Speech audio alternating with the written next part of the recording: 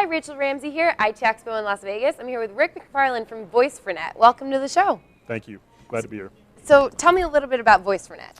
voiceernet is a software company that writes custom developed applications for contact centers, such as screen pops, IVR applications, outbound dialing applications, anything that really combines the back office database system into the phone system. Got it. So one of the trends that we're seeing, especially this week at IT Expo, is WebRTC, Yes. especially in the contact center. So how does WebRTC impact the customer service environment? Well, it's really a game changer for a lot of different reasons. Primarily right now, it's being looked at more of as a client type feature, something that's going to be an alternative method of unified communications, because it allows you literally to take a standard web browser and deploy voice and text and video through a regular browser with no software, no downloads or anything required. So that's going to create some very easy deployments into the field, and that's really important, especially when things moving into the cloud. Yeah. And how will voiceernet implement and leverage WebRTC? voiceernet has, we have a SIP stack that we use that has WebRTC built into it.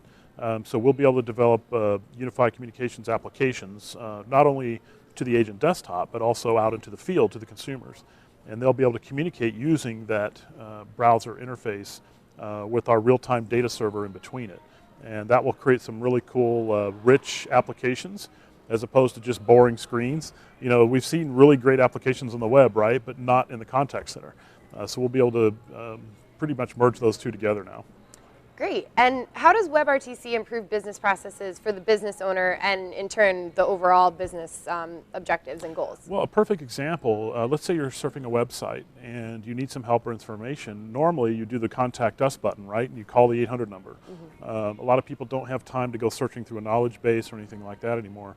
Well, instead of that, now you could actually interact with the back-end database just like you would on a telephone, only right there in the website. And a lot of them have that as far as database applications, but I'm talking about voice and text queries, as well as speaking back to you directly through your computer speakers. So it's really a rich multimedia interactive interface that's going to make the web, what I call web navigation, that much easier, and hopefully prevent calls from having to come into the call center, which is really where the investment return comes in. So another trend that we're seeing along with the contact center is mobility. Yes. So tell me a little bit about how you integrate mobility, especially with your contact center HD solution. Great. We took a different approach to mobility. A lot of people looked at that as an end user or unified communications device. Our approach was really towards the administrator and the contact center managers and supervisors. Traditionally, you would walk into a call center and you'd see these wall boards up, you know, or you'd see these little marquee things going across their desktop, and it was very, very distracting, or you couldn't even see it. So we took an iPad example and we built custom wall boards and user interfaces on there so that a supervisor could literally float or have that sitting on their desk and have wall boards that way. But it goes much deeper than wall boards. Now they can actually interact with the contact center software and make changes to queues, messages, prompts. They can pull people in and out of teams and skill set routes. So anything that they could normally do in a sophisticated web interface, they can now do on a mobile device. So it makes it easier for them to manage the call center. Yeah, so how exactly does mobile supervision create a more efficient contact center? Well, perfect example, two of them. One is floating supervisors, because usually a supervisor is sitting at a desk and you have people around them, but they either have to call, text, or walk over. And when they do that, they're without their information or without their capability to make any sense of change. This will allow them to roam the area and actually handle and manage more people, so less supervisors per head count. But also for remote contact centers, it works really well, because you'll be able to have, if a supervisor is working from home, for example, they'll have everything they need right within a tablet device. It'll make it more convenient for them to do the management part.